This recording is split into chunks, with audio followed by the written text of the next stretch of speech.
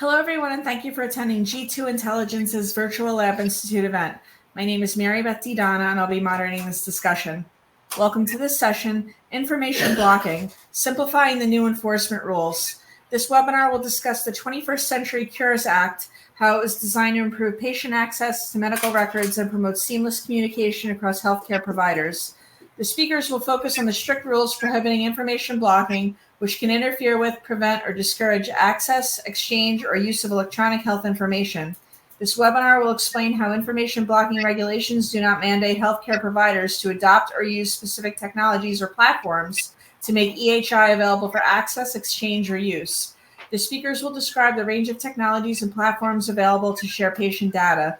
They also provide examples of how health IT vendors may be prohibiting certain technologies or charging users punitive fees to discourage use of certain technologies or activities which may constitute information blocking. Please send us your questions or comments at any point during this presentation. Our speaker will address these questions during the Q&A session following their presentation. To ask a question or leave a comment, simply type your query into the Q&A box located on the right-hand side of your screen. We'll try to address as many questions as possible during our time together, but if we run out of time, I will forward any unanswered questions to our speakers and they can respond to you directly if possible. G2 Intelligence allows you to keep informed on legal and compliance developments affecting diagnostic labs. The publication offers best practices and expert insight to help lab professionals comply with regulations and identify strategic trends in business and technology. Please see the handout section on the right-hand side of your screen for additional information about G2 Intelligence, as well as supporting information for this event from our sponsor. I'd like to remind you that the recording of this webinar will be available for free on-demand viewing after the conclusion of this event. And I would like to extend a special thank you to our sponsor, Frontrunner HC, whose support allows G2 Intelligence to keep these webinars free of charge for our readers. So with that, I'd like to introduce our speakers for this presentation.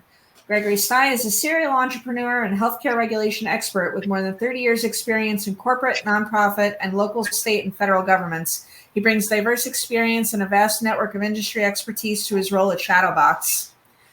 Leiter is Counsel with Manatt Health, focusing on health information privacy, new data use cases, data policy, and health regulatory issues.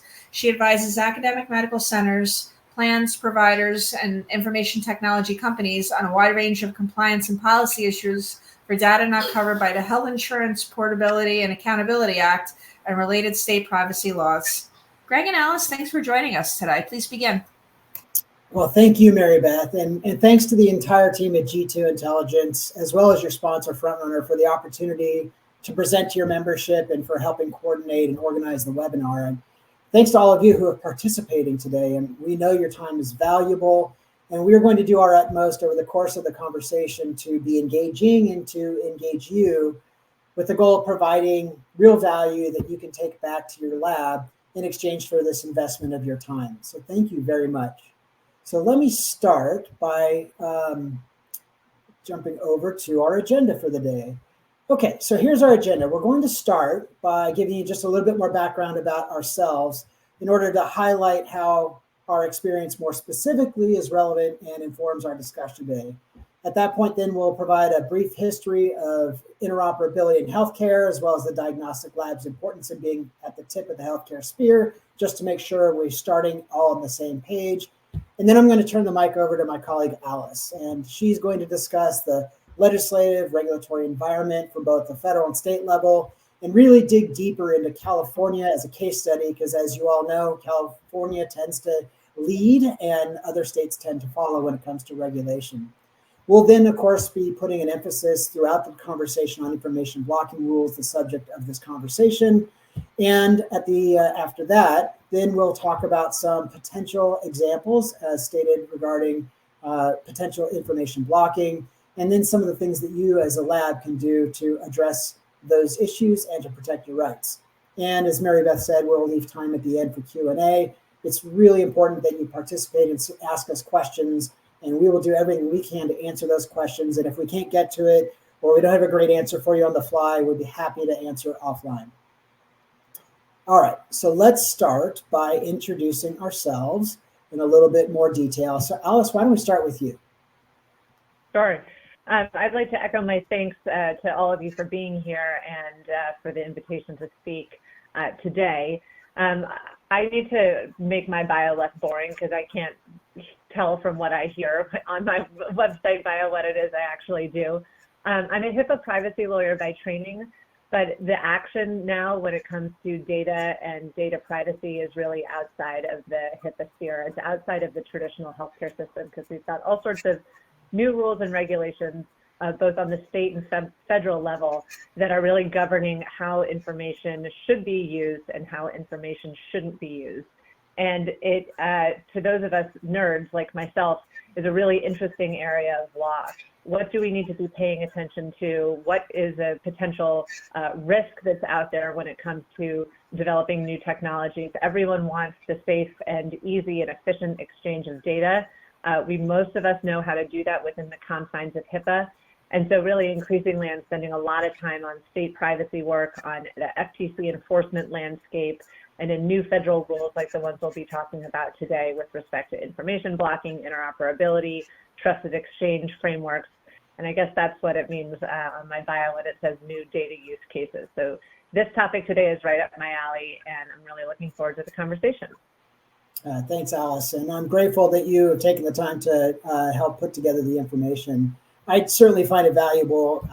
I founded Shadowbox expressly for the purpose of addressing challenges that I experienced while I was a VP at one of the largest specialty diagnostic labs, where we had this huge challenge of being able to get our clinician customers to efficiently order labs and receive results, and for the labs that are providing services to be able to get and return actionable clinical data, and of course get paid for the services that they're providing. I wasn't always in lab. I actually started my career, as mentioned early on, as a legislative aide on Capitol Hill. So whereas Alice is on the end of seeing the laws and helping interpret and enforce, I was on the end of helping take feedback from the community at large and try and implement new laws to address challenges that we're seeing in the landscape. And it's come in handy to kind of help in terms of understanding the opportunities and challenges within highly regulated industries like healthcare. It's especially helpful when laws like the Cures Act pass and the issues that that law is intended to address, to see exactly how, if implemented well and enforced well, that it could be of incredible importance to labs that are trying to overcome the challenges that, again, that I founded Shadowbox to solve. And okay, so that's a little bit more background and why we care so much and are so passionate about this conversation. It would be helpful if you would answer our first poll. And in the first poll, I would love to hear you just tell us a little bit about your role at your lab.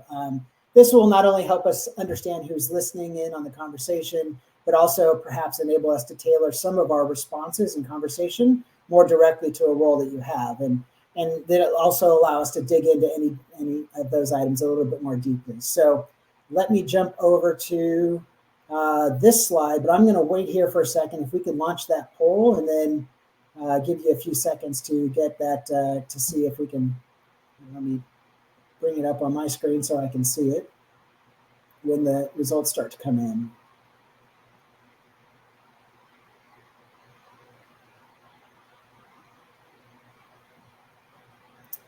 Mary Beth, for some reason, I'm not seeing the.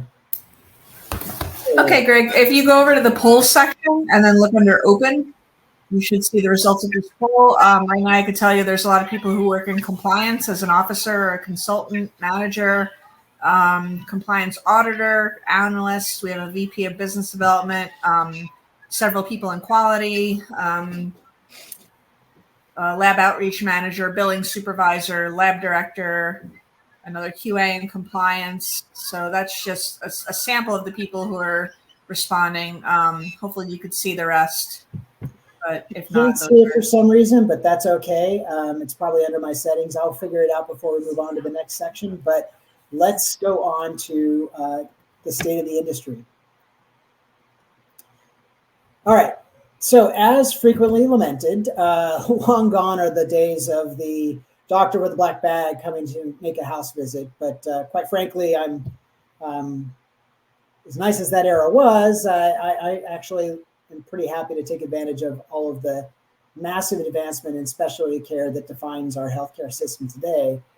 But despite the fact that healthcare has outgrown the paper chart, around the same time we were putting people on the moon, there simply wasn't enough computing power and resources or applications to even begin to actually create electronic records and to utilize them efficiently. That started to change. Large entities got involved, and I think Mayo Clinic was, quite frankly, the first organization to be credited with implementing an EHR. But it wasn't really until the 90s when the advent of the personal computer enabled the distribution and the cost to come down enough that we're able to actually have the reality of computing power match the opportunity of digitizing healthcare. Even so, adoption was still slow. In fact, it was too slow. And patients complained to their elected officials that they were carting around paper, that their doctors didn't know what they had in their prior record, and so on. So that by the 2000s, the federal government became involved. The president created the Office of the National Coordinator under the Department of Health and Human Services with the mission of creating policy and standards and structure that we are now terming as interoperability. And as those standards and structure began to be created, the policies began to be put into place, providers began to become aware of what those standards were. Again, another hue and cry arose as to the cost of implementing all of these requirements. So Congress then initiated in the 2010s a incentive program or incentive programs like Meaningful Use in order to encourage providers to adopt electronic health records. And they did. And in fact, hundreds of EHR companies sprung up to take advantage of the opportunity and really advance the state of the art. In fact, by 2016, more than $35 billion had been invested in these incentives that were then used to enable clinicians to implement EHRs within their practices. Around the same time, however, during this process, EHR vendors started to realize that there was real value in the patient data that lived within EHR. And they created essentially walled gardens where they had the ability to control who had access to that data. And as a result of having, in effect, monopoly control of access to the data, they could then charge whatever it would take, whatever the market was willing to pay in order to allow those providers to access and move that data around. And that generated enough hue and cry again that Congress went back to work and ended up with what became the 21st Century Cures Act and the information blocking rules specifically, which of course are the subject of the conversation today. So even though the law was signed into effect 7 years ago next month, it took until this year for the Office of the National Coordinator to release its final rule around the enforcement rules related to information blocking. And so here we are today where we now have both a rule and a law that is requiring interoperability and preventing information blocking, as well as the enforcement related to those rules. And that's where things are going to get interesting, because without enforcement, the law is just a law. So let me briefly, I won't spend too much time on this, just say, well, why do we care? These are stats that you're probably well aware of. If 1 out of 10 paper or faxed order comes across doesn't include required data, 1 out of 5 requires additional communication between the practice and whoever made the order, the ancillary service provider and whoever made the order to get more additional information, and fully 1 out of 4 orders that come across fax or paper have something missing. So if you think about what that means in a lab, I mean, the lab I worked at received thousands of faxes every month. I actually couldn't believe it. This was 2009. I had left Capitol Hill in 2000, and our fax there was already collecting dust and was quite antiquated and not used. How could it be that healthcare was so far behind? And sadly, I had a conversation earlier this year, 2023, with a very large lab, and they told me they're still receiving daily 7,000 faxes a day. 7,000 faxes. So if you use these stats, you think about that 7,000 faxes and you start to do the math, we're talking about a minimum of 1,400 phone calls from the lab to practices who had faxed in their orders just to get information that they needed in order to run their test. If each of those calls took about 10 minutes, for maybe, being put on hold, having to call back, getting the response, etc., that's about 200 person hours a day. That's 30 people or more making phone calls every day just to fix what's wrong with orders that are coming in. And just imagine the millions and millions of dollars that are wasted every day as a result of paper and faxes.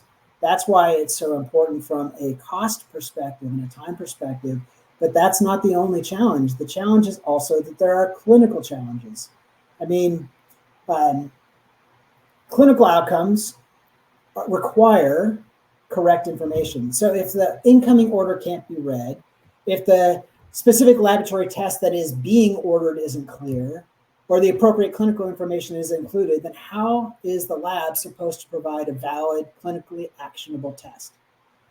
So I'm not generally a fan of government rules and regulations and intervention, but when people are literally dying because of a misdiagnosis, we have to act as a community. It's unconscionable, quite frankly, that certain vendors would stand in the way of excelling patient care. And whereas I may be the CEO of a software company today, nothing fires me up more than an injustice, quite frankly, an injustice that's perpetrated by vendors who are unwilling or unable to effectively address the opportunity to provide good, clean, accurate data to service providers like labs and others so that they can provide those services and get paid for it. And in the midst of all this, of course, diagnostic labs are the tip of the spear. Billions of tests every year, depending on which stat you listen to. I think CCLA says that, ACLA, says that 80 to 90% of treatment decisions are initiated as a result of a diagnostic test. And yet, labs stepped up to address the COVID challenge. And despite all of this, labs are being pressured from all sides. More labs have gone out of business, is my understanding, in this past year as a result of the reduction of COVID testing funds than any other year in the history of the lab industry. And those are just COVID labs, but think about narrow networks from payers, unfavorable coverage and pricing determinations, labor shortages, supply shortages, increasing costs overall.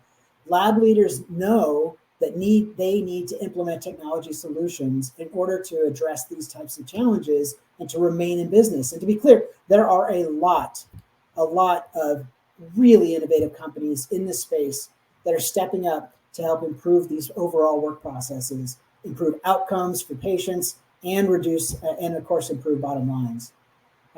Unfortunately, some incumbents in the space are moving slowly or not moving at all towards realizing true patient data exchange.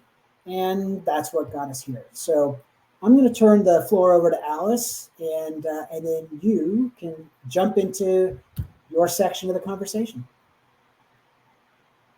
It's unfair because my section is the boring legal section. So we're going to start this one off with a poll just in case anyone was planning to fall asleep as we start to talk about federal regulations. And this is really just to gauge what is your experience currently or your familiarity with the information blocking or interoperability rules. I could do 2 hours on these rules.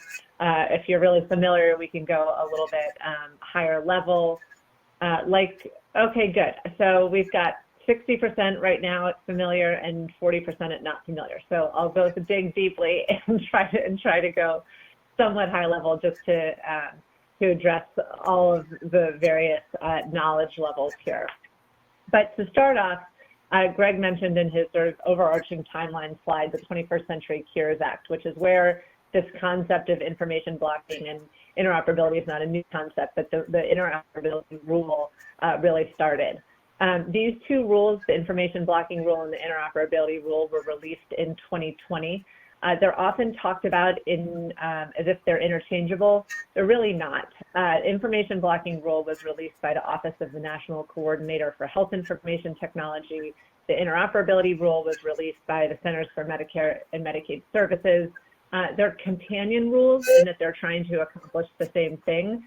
CMS trying to drive interoperability This rule that CMS released applies really to Medicare and Medicaid shift and plans offered on the federal exchange.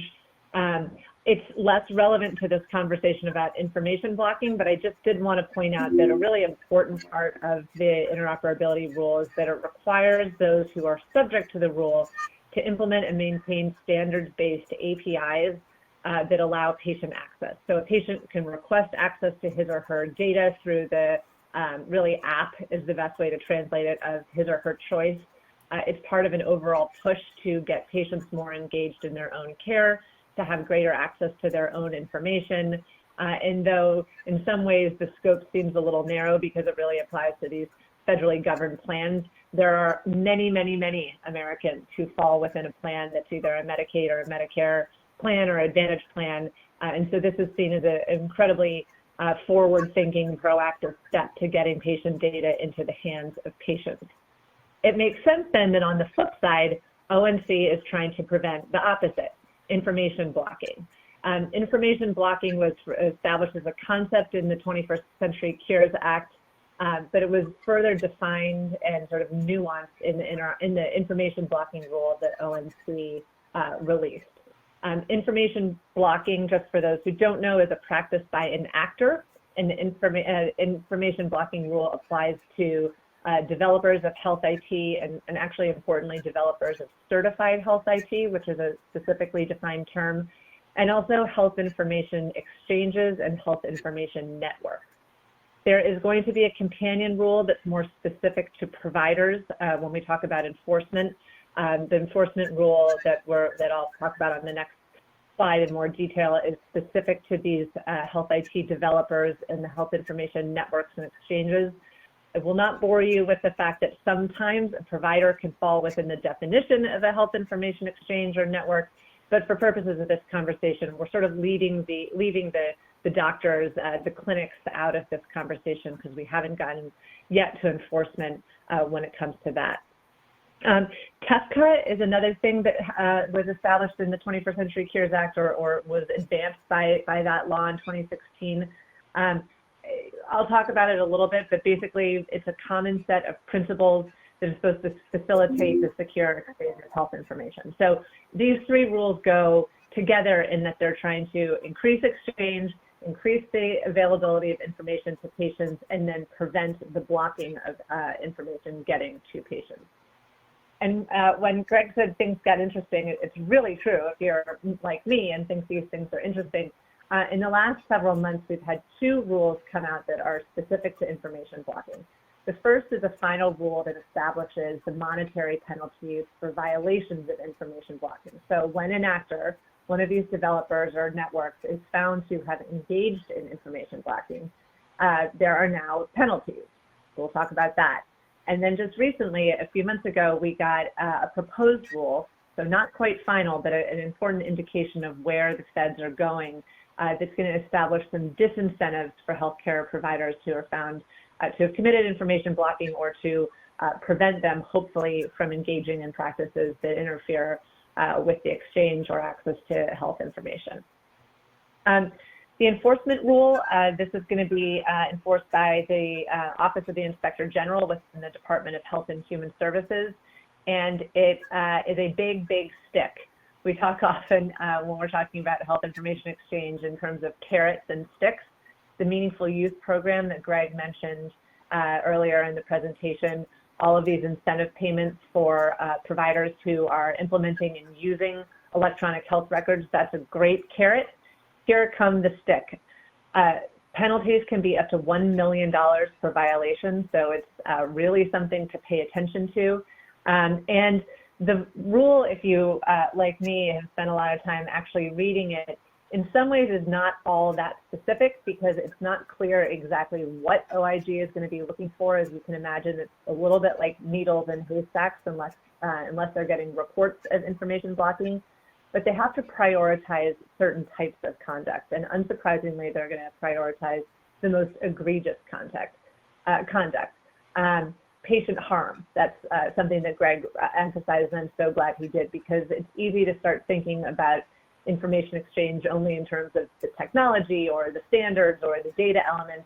What we're really after here is improving patient care, saving patient lives. So if some sort of blocking of access to information either resulted in or really has the real potential to cause harm to patients, that's going to be prioritized by OIG. Same thing here with the ability to care for patients. If a provider's not getting the information he or she needs to provide the adequate care, that's a big deal. The OIG is going to be looking at that very closely. Long duration. There are going to be accidental instances where information was blocked, perhaps in violation of the rule that was unintended, that was quickly identified and mitigated. Really what we're talking about here when we are thinking about $1 million fines is sort of long-term and egregious conduct. Financial loss to federal healthcare programs, that's another thing that is a measurable negative impact. And then the standard of actual knowledge is important. The CARES Act established two different knowledge standards when it comes to actors' practices in the context of information blocking. For the developers of certified health IT and for these health information exchanges or networks, the standard is whether these actors knew or should have known that their practice is likely to interfere with the access, exchange, or use of electronic health information. So the idea that something that is going on that is pretty obvious or pretty egregious, it's not enough to say, oh, I didn't know. It's either actual knowledge or you really should have known that this practice was resulting in information blocking. So that's some highlights that the agency gave to indicate what conduct they're going to be looking most closely at. And then we've got the effective date, September 1st, 2023. The OIG has said they will not penalize conduct that predated September. So they're not going to be looking retroactively, they're going to be forward-looking. And as a result, because we're only a couple of months out from that, we don't really know yet what they're going to be looking specifically at. If we give this presentation 6 months or a year, I'm sure we'll have a lot of data, or at least more data, as to what conducts seem to be most egregious, what they've prioritized. That's not to say, though, that information blocking that occurred prior to September is in some sort of a safe harbor, because it is likely that if an actor was engaging in this conduct in August, they're probably still engaging in it now. There's been plenty of warning that, as I said, these rules were released in 2020. The effective date was delayed, as so much else was, by COVID. But there has been plenty of runway for companies to get their act together, to get their compliance programs in order to fix whatever practice that they may have been engaging in that now they realize, uh-oh, this constitutes information blocking. So it's likely that conduct that has been going on, as I said, for a long duration, and then through this new effective date will be prioritized by the OIG. And we will wait with bated breath to see what they go after first. This proposed rule that came out in October is interesting because, as I said, this is an additional set of sticks. The simplest way to say this is that there are going to be various program participations or meaningful use payments that are going to be no longer available to those who engage in information blocking. So if there's a Medicaid, Medicare enrolled in provider, they may no longer be eligible for meaningful use payments. They may not be able to be part of a shared savings program. There's going to be, there's a proposal for sort of public shaming for providers who are found to engage in information blocking. This is an interesting rule because I always think proposed rules are a little bit juicier. You can see where the agency is heading. You can see the kind of programs that they're going to ding people for their participation in, the types of incentive payments that they may no longer be eligible for. And there's also an opportunity for comment. The comment period for this rule closes in January. So if those of you who are interested in taking a look where the winds seem to be blowing, but what might cause controversy, I don't know if anything's really hugely controversial in this exciting area, but I have no doubt that this is a rule that's going to get a lot of comments. There tends to be a fairly significant lag period between proposed rules and final rules because the agencies, to their great credit, read every single comment and they categorize them and lump them into the various areas in which the comments fall. And then they address every single one and explain why they either chose to take that suggestion and change the text of the proposed rule and the new final rule, or whether they decided no, they're going to stick to their guns, but they give a justification for why. So when that final disincentive rule comes out, maybe we'll have another webinar on it and hope that you join. The other recent thing that happened in the information exchange land has to do with the Trusted Exchange Framework, TEFCA, which is what I was talking about earlier.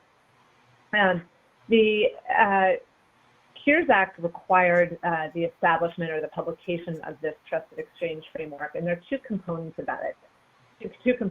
The common agreement can best be thought of as sort of the legal contract that defines the baseline for exchange and establishes an infrastructure model and some baseline governance approaches. And then the framework itself outlines these foundational trust policies. They were first released in January of 2022. They're called version 1.0. And just last week, we got version 1.1 of the common agreement. And this, it doesn't change a huge amount, but it's got some updates to the various components of TEFCA, these qualified health information networks, some of the very technical specifications, which is not my area of expertise with respect to how the framework is going to be operated from an actual exchange standpoint, the FHIR standard roadmap, and then some updates to how they feel that the operating procedure and governance model should roll out. So we've got already some qualified health information networks that have already signed up for TEFCA, and this is just an interesting area to watch because, again, it shows what the federal government is trying to do to establish the very baseline minimum to help get everybody at least on the same page so that this sort of embarrassingly out-of-date healthcare system that we have that relies on faxes and very few electronic networks that govern that run across the nation. This is a real effort to update that and to make it easier for people to join. Moving to the states. This is sort of where the action has been on what I just talked about on the federal level. I also wanted to mention, it's a little bit out of scope of this presentation, but the FTC also recently has been quite active when it comes to health information and health information privacy. They've really been focused on consumer privacy and the privacy of consumer health data. The FTC has a health breach notification rule. It has been out there again for a long time, but people had kind of forgotten about it. It was almost dormant. And then in the last year, we had the first two enforcement actions under the health breach notification rule, a number of statements that have come out from the FTC. The FTC is another agency that's really focused here on information privacy, and thinking about information that's outside the health system, the traditional health system. So we've got information blocking, interoperability rules, TEFCA, FPC, that's all on the federal level. And then we get into what's going on with respect to the states.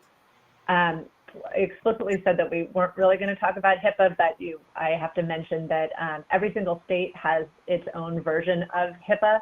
Some states just incorporate by reference HIPAA. Other states treat HIPAA as a floor and go beyond HIPAA to have their own requirements related to the privacy and exchange of health data, and specifically certain types of health data. There is often a gradient of protections with for data that gets increasingly sensitive, such as reproductive health information or mental health information, substance abuse information.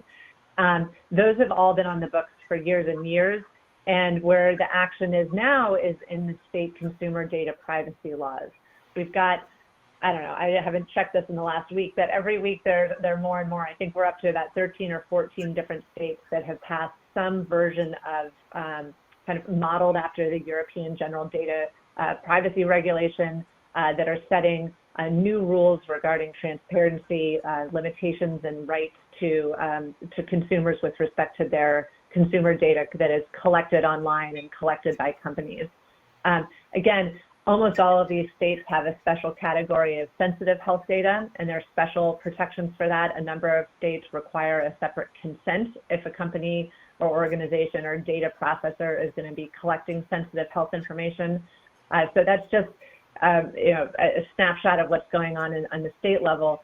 And then we talk about California, not because California is more important than any other state. So anyone who has spent time in California will learn quickly that California thinks that they are the greatest and most important.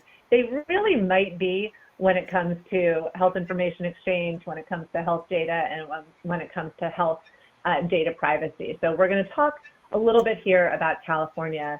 I will gloss over some of these slides because we don't need to hear all about California's Medicaid transformation, but it's a good little case study because as we've learned, so goes California, so tends to go the rest of the nation. I was talking about consumer data privacy laws. California was the first to pass its consumer privacy bill. And as I said, states have just been following more and more every day. The Assembly Bill 133 is the one that gets the most attention when it comes to information exchange because this California law established what is known as the Data Exchange Framework, or if you're cool, the DXF. It requires, it was signed into law a couple of years ago. We're coming up on compliance deadlines, but the baseline, what it's requiring is that organizations, healthcare entities must comply with the data exchange framework that is going to require them to exchange securely data in real time. And if California can pull this off, and I'm not saying I don't think they can, but we've got a long road until this is fully operational and working, it's going to be really transformational with respect to how this individual state is encouraging, both with incentives and with some disincentives, to get all their healthcare providers to be exchanging patient data. As you see here, there's some sort of staggered compliance deadlines based on what kind of provider you are, or what kind of covered entity you are. Qualifying health information exchange organizations are proliferating in the state right now. There's been a huge grant program to support them. And it's relevant to this conversation because the data exchange framework also prohibits information blocking. CalAIM is sort of the overarching umbrella for all of these data exchange initiatives. There are all sorts of different priorities within CalAIM to transform the state's Medicaid program.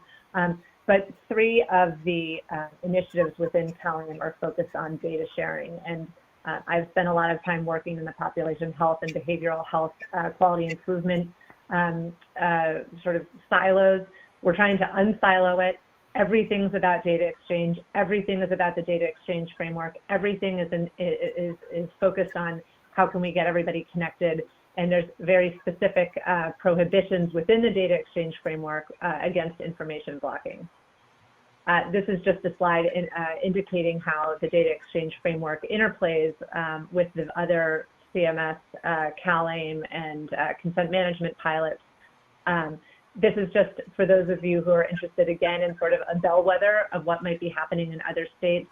I urge you to think about California.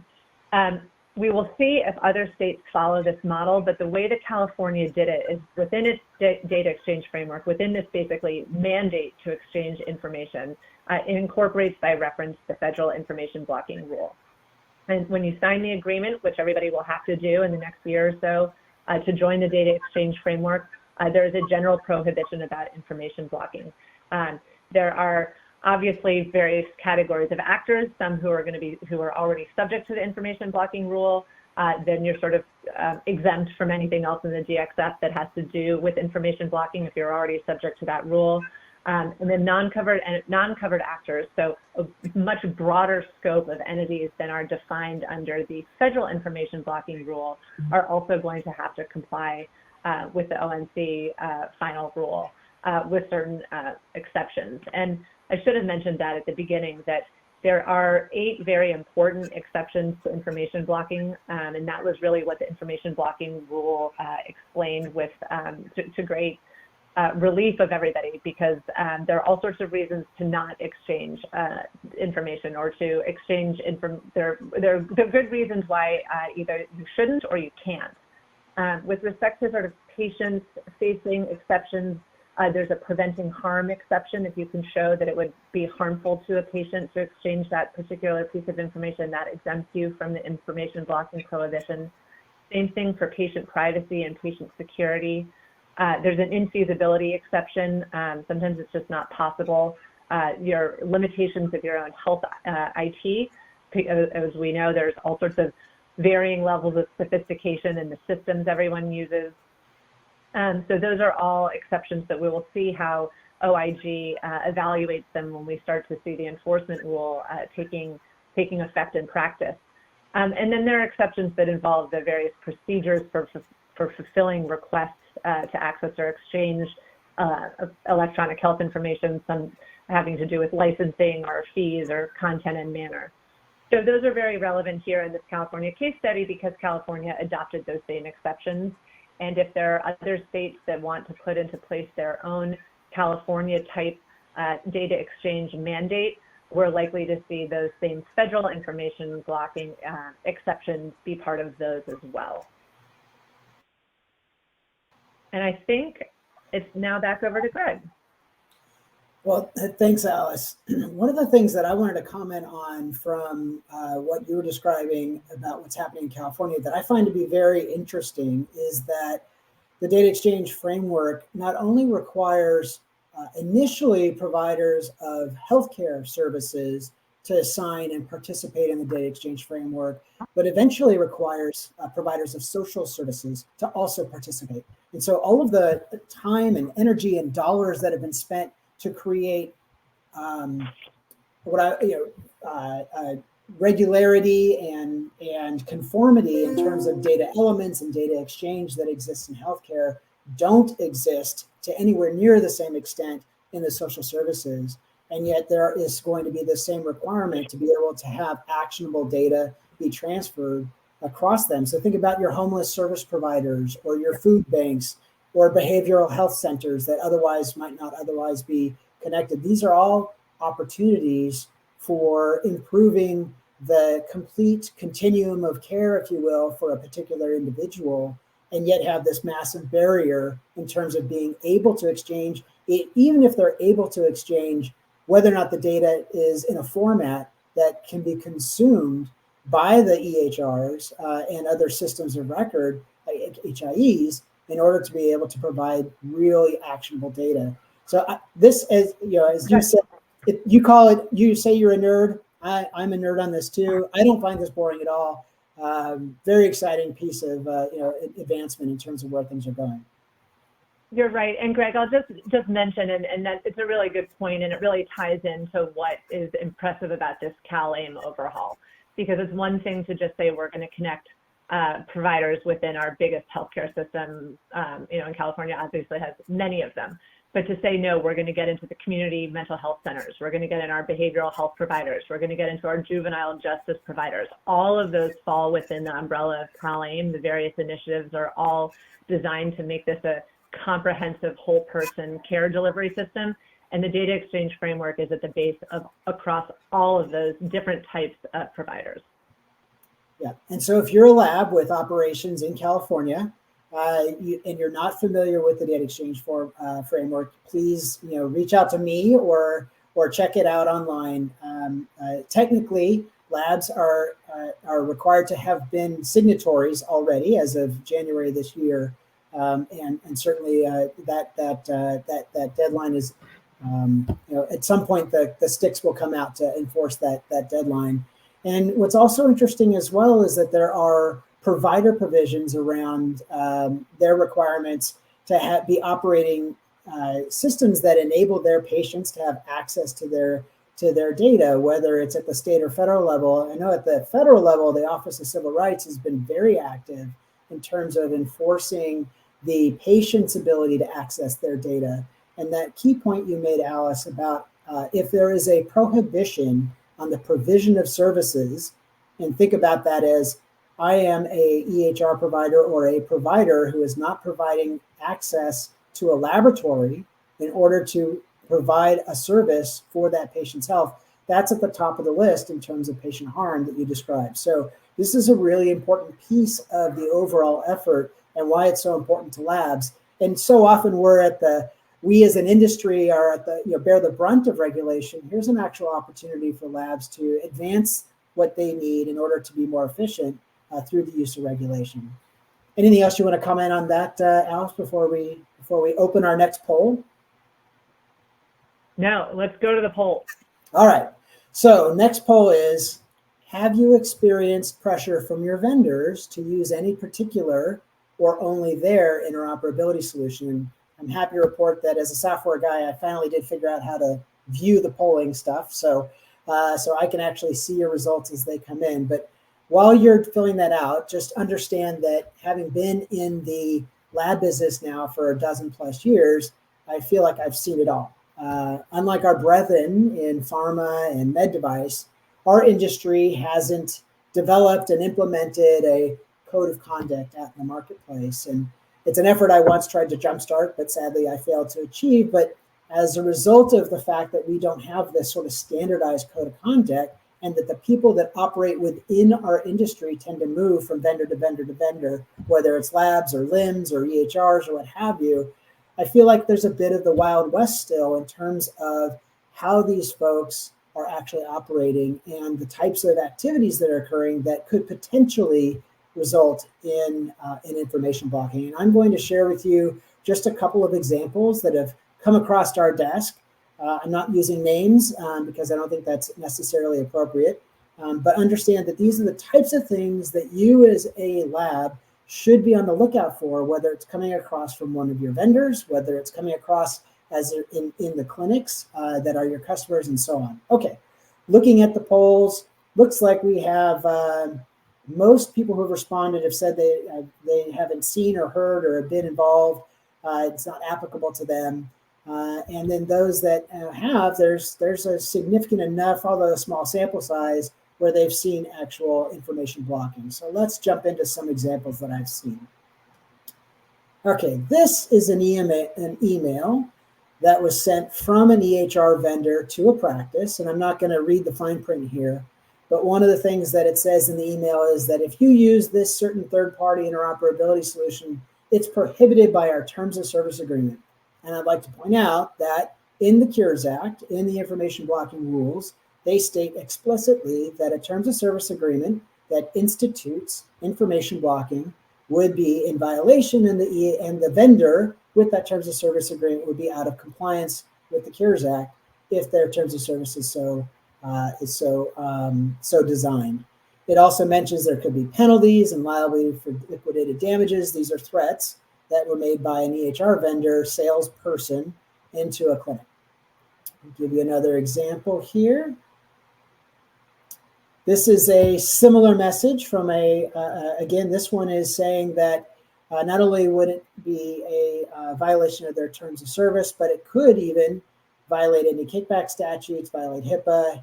Users will be disabled. Again, this is explicit disincentive for a particular clinic to implement an interoperability solution that is in violation theoretically. Again, I haven't presented these findings to the Department of Justice, but or the Office of the Inspector General, but these are the types of things that you might see in the field and you should be aware of, and it should spark your spidey sense, if you will, as a potential violation of the Cures Act.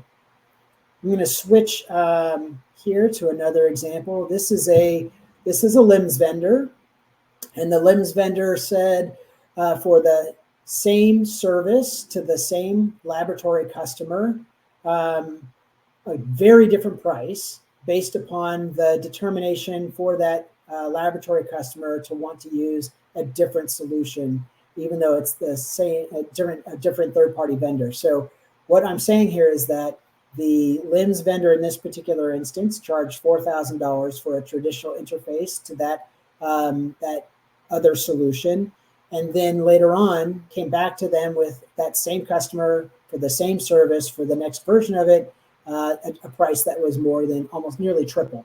And so there is another situation where there is this particular LIMS vendor is presenting a disincentive potentially for the utilization of a service that lab believed is important for handling their business. Here's one more and last example that I'll provide, and this is the same vendor, same service, and over time just increasing pricing. So I already mentioned that one in the middle, that's that $11,000. So we've seen it go from $6,500 to $16,000 from that same vendor, and for the same service and the same pricing without having a different change in cost. And so when you think about the information blocking exceptions, whether it's feasibility or et cetera, et cetera, et cetera, this suggests that this particular LIMS vendor is potentially in violation of the CARES Act. And so it's important that you, as a laboratory, when you are talking to your LIMS vendors or potential LIMS vendors, because a lot of our customers are in the process of moving from one LIMS vendor to another, to ask questions related to these types of things. And if they do see these types of things, to have knowledge and experience and confidence that they can push back on them for these reasons. All right, so now I've provided some of these examples of the types of things that we have seen come across the transom, if you will. There are opportunities for you to protect yourself. And the first and probably most important is to report information blocking to the ONC. There is a information blocking portal that you can access. Just do a Google search. I think we include a copy of the, we can provide you that link if you need be afterwards. And whether or not the ONC takes action or it takes a long time to take action, it's important for the ONC to get reference to the various ways in which information blocking may or may not be occurring out in the healthcare ecosphere, if you will, so that they can continue to build their records and their various categories, if you will, about information blocking and be able to actually enforce these rules now that we have these enforcement provisions that are put into a final rule and into effect. You also, again, can report HIPAA violations to OCR. And I mentioned earlier, a few minutes ago, that the Office of Civil Rights has been very active, and they address these reports, whether they come from patients, which is primarily where they come from today, is a patient wants access to a record and doesn't have access to it in a timely or effective manner, but also from others in the field, whether it's providers, whether it's vendors, what have you. The Office of Civil Rights has been very active because their mission is, of course, to provide information to individuals who need access to their healthcare information. If all else fails, you do have the right through your legal channels to consider potential claims. It is possible for a laboratory who is repeatedly addressed in an inappropriate fashion to propose that there might be tortious business interference. It might be considered unfair competition. Some of the things that were in that email could be considered defamation.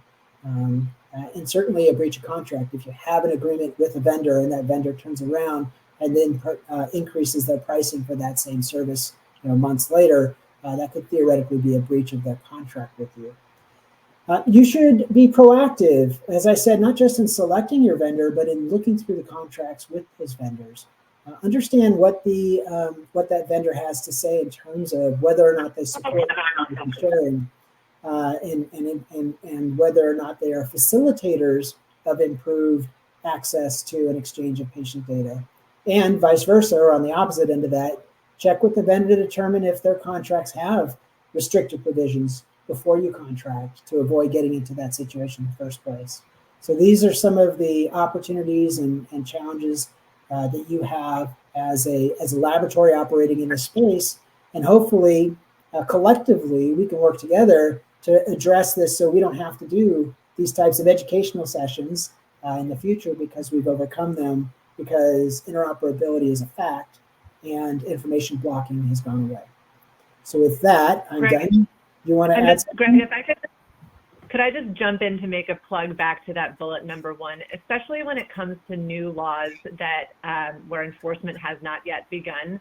As I mentioned earlier, the OIG and the enforcement rule really lays out a set of considerations and basically says, and I'm translating here, but we'll have to see. We'll know when we see it. We'll have to figure out how this goes. And one of the ways that the agency is going to learn what's going on in real time and what's really meeting those harm thresholds when it comes to patient care, when it comes to prevention, it's not going to be able to just magically know. And so this portal and the opportunities to report are really important, not only for your own business, but for helping inform the direction of public policy, for helping inform the way that enforcement rolls out. So just a little plug to take advantage of that if and when you have opportunity to do so. That's a great comment. Thank you, Alice. Okay, so I think we are ready for our Q&A. So Mary Beth, can I ask you to share with us the questions? Yeah, absolutely. Thanks very much, Greg, and thanks, Alice, for a wonderful presentation. So at this point, we are about ready to move into the Q&A session of this webinar. Again, for those of you who may have joined us late, you can send in your questions by typing them into the Q&A box on the right-hand side of your screen. I think you both also provided your contact info on this next slide. So if it's okay, I will leave this on the screen. That way, anybody who doesn't have a chance to ask a question today can kind of, copy this info, think about it, and then maybe contact you afterward. In the meantime, I also want to encourage you all to visit our handout section on the right-hand side of your screen. This contains supporting information about this event, as well as resources from G2 Intelligence, which help lab professionals comply with regulations and identify strategic trends in business and technology. So let's jump right into the audience questions. This first one we have says, when do you think we will realistically expect compliance and enforcement of information blocking rules, specifically EHR vendors? Now, we've got, I think I said this earlier, the OIG is locked and loaded and ready to go. And there's been quite a long period of time in which those subject to the information blocking rule have had to learn to get themselves compliant. I expect the first enforcement action to come, any day now, because it's hard to excuse a lack of knowledge or a lack of readiness, given that these rules have been on the books for over 3 years now, really closing in on 4. So that's not to say that I'm right and that it's going to happen immediately, but a September 1st compliance deadline or enforcement deadline, we're more than 2 months out from that. I don't really think that there's any time like the present to get in compliance.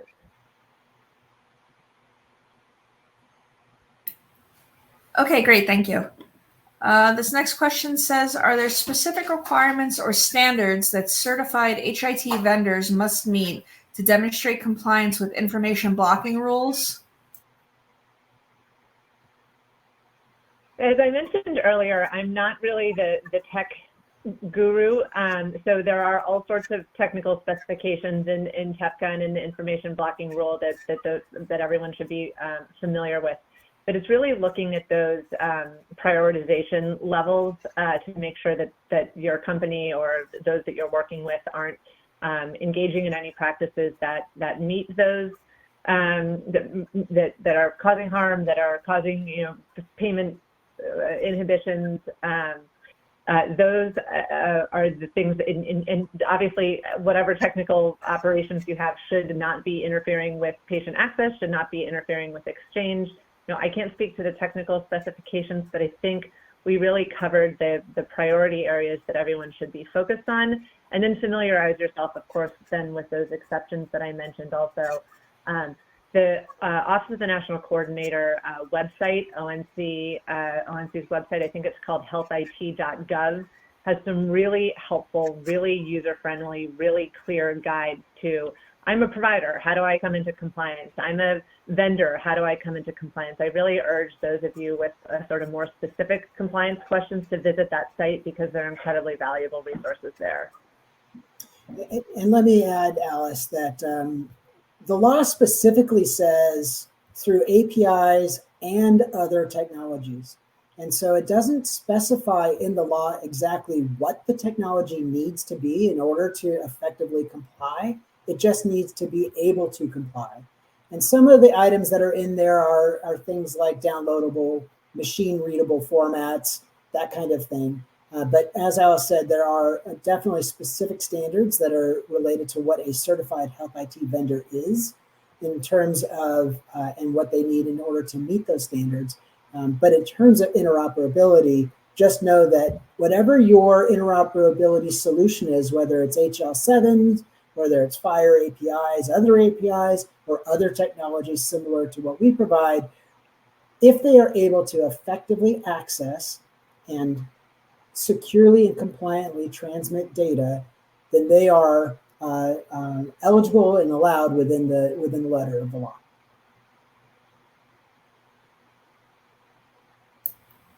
Okay, great. Thank you. This next question says, how are information blocking rules influencing the development and adoption of new technologies within healthcare? And what opportunities and challenges do these regulations present for technological innovation? This is really an exciting part of the industry. And I referenced it a little bit at the very beginning, but we interact with so many exciting and innovative solutions that are out there that are addressing so many of the gaps in workflow and in process. There are technologies out there that are presenting, for example, to a clinician who wants to order a lab, a suite of comparable lab services that particular patient's benefit plan has in contract, and therefore whatever it may have the best price to order. So you may have lab A, lab B with similar or the same clinical value, but because that particular patient has a particular benefit plan that is in contract with a particular lab, that then they can select that one at their lowest price. Being able to present that there's a law called the No Surprise Billing Act, which is designed to ensure that patients have the ability to understand the full cost of their care. Some of the technologies that are out there today that are presenting not just what's happening for a patient's care within, say, an acute setting in a hospital where all the information's within the walled garden, but what happens with the services that are provided outside of that walled garden, and being able to use technologies to present to the patient what their cost of care is for something like a lab test or an imaging test or whatever it may be. There are all kinds of really exciting technologies around care management. There is an amazing company that's doing, that's able to take information that is presented and entered through an interface with the EHR that describes a particular patient's opioid management process and requirements. And then they can run an algorithm that can provide back the potential risk of that patient based upon a number of different factors that have been peer reviewed and so on, whether or not that patient has a potential for overdose and might need greater attention in terms of patient management. These are just a spattering of the really incredible things that are out there.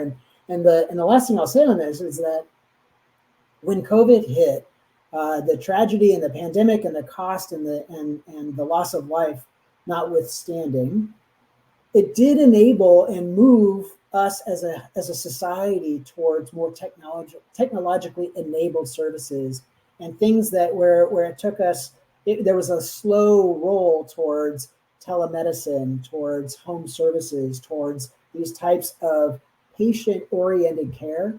Now that it has become more mainstream as a result of COVID, we're seeing technologies entering into the fray and entering into the marketplace to really affect it in an efficient way to improve patient care.